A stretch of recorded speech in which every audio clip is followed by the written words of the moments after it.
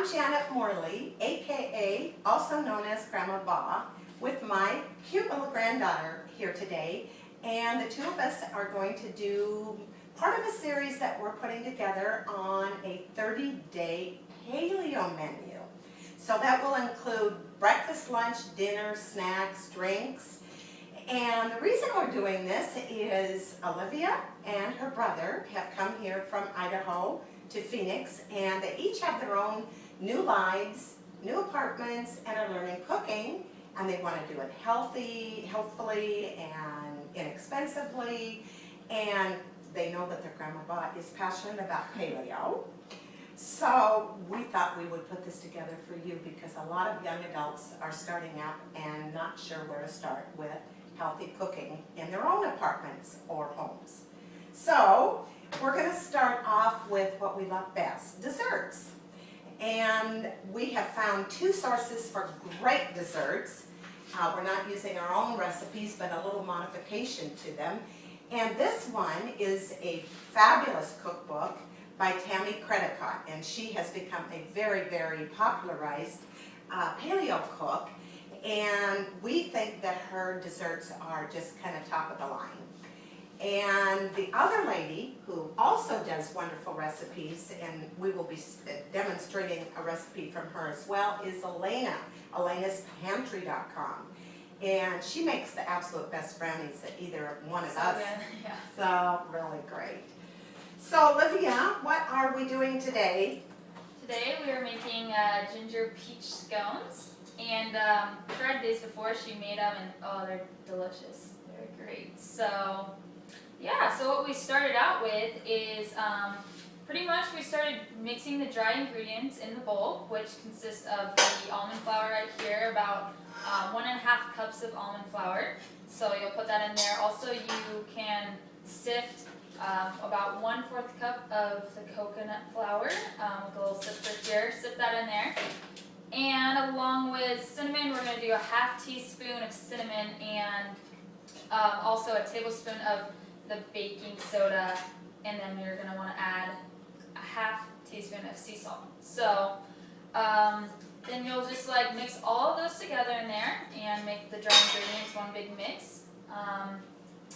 And yeah, after that, then what we're going to do is take the wet ingredients, and what we did here is we have the maple syrup, which is about 1/4 cup of maple syrup, 2 eggs, a teaspoon of vanilla extract, and then what we're going to do is we shredded, what do you call it with this? Yeah, grated fresh ginger, and with this little cool tool here, and then little microplaner. yeah, it's really neat. And so what you're going to do is take this and let's see, do we have, we'll just maybe use this to put it in there. And so we'll put that into your wet ingredients, get the ginger in there, gives it a really nice kick to the cookies, and then stir that up. And then also, are we going to be adding in the coconut oil into this mixture? We absolutely will be doing, but first we add the wet ingredients into the dry without the coconut oil as a starting point. And you'll be using the mixer for that, and we will spare you the noise. Just imagine that you've mixed them all together with a hand mixer. Alrighty. Good. You can just mix a little bit of that together. You want to mix this well. Okay. That's good. And then the next step, once the dry ingredients are mixed well, and coconut flour takes a little bit before it will absorb all the liquids, so make sure it's evenly distributed and well blended. And then the next thing is your coconut oil, and this you do very slowly at a time. And Olivia, you know where the tablespoon is? It's calling for 3 tablespoons. Melted coconut oil. Well, the lovely thing about what we're doing today is cooking in Phoenix, Arizona. So you don't have to melt it on the stove. It's already melted. And It is very melted. Coconut oil melts over 76 degrees, and it's quite a bit above that in our kitchen. So, but during fall times and winter times, you do have to very slowly melt it, and that's probably most places. So we're going to add 3 tablespoons and blend it very slowly as we use the mixer, and blend it in a little at a time so it's very evenly distributed.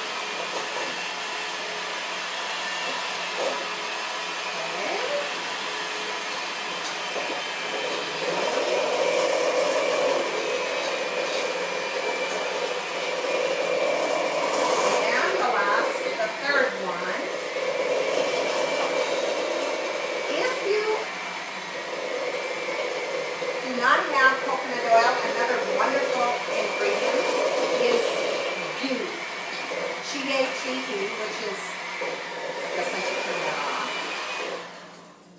Perfect, okay, the coconut milk or oil is mixed in. As I was saying, you can also substitute ghee, which is clarified butter, and it's very healthy and it does a lot for great baking. So now we have the coconut oil. What's the next thing that we are adding? And then after we do that, then we are going to mix in the peaches that we have here. 1 cup of peaches. So we'll stir that in. And just as a reminder, these are ginger peach scones. So right now it's peach season, and it's perfect for making that. But what we're going to do is during fall months, we're going to try some other things like apple, maybe pear, maybe some cranberries might be good. So we'll update you when we test and experiment that. Okay, next is we've got the coarsely chopped peaches. Now the last thing that we're going to add is our own idea, and that's nuts. I always like walnuts because walnuts are the highest in essential fatty acids. We like almonds in our cooking. So yeah, we do about a 1/2 cup of walnuts there, the little pieces, and then you stir that in.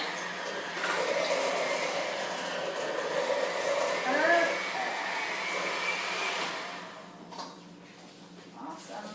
Great. So now they are ready for the baking process. And what you want to do for that is you line a baking sheet with parchment paper.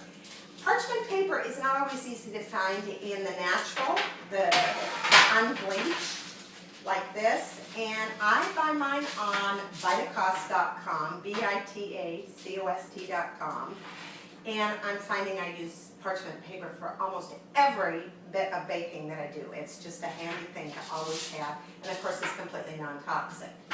So the next step is we're going to put drops, isn't it drops? I think we put I'll move this out of the way. We'll take this little, The little scooper, yeah. ice cream scoop. Scooper, and so you'll take that and you'll scoop it like that, and then what you want to do is you can just up that down and kind of make it flat there. Make sure you get it off on the sides.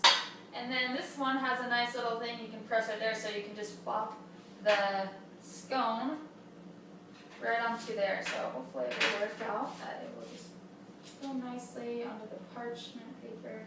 Well, they had a really good idea, but if all else fails, you do have a little scraper. Yeah. Perfect. Right Oh, there. yes. That makes a nice little round. I don't know if you can see that. Scones. Scone, yes. And ultimately, this is what it's going to look like, is wonderful baked scones. So we will show you the end results once they're baked. Thank you for watching, and for future desserts, breakfast, lunch, dinners, and drinks and snacks, tune in to our next Paleo video with Olivia Beals and Grandma Baa. Thanks for Thank you. watching. Thank you.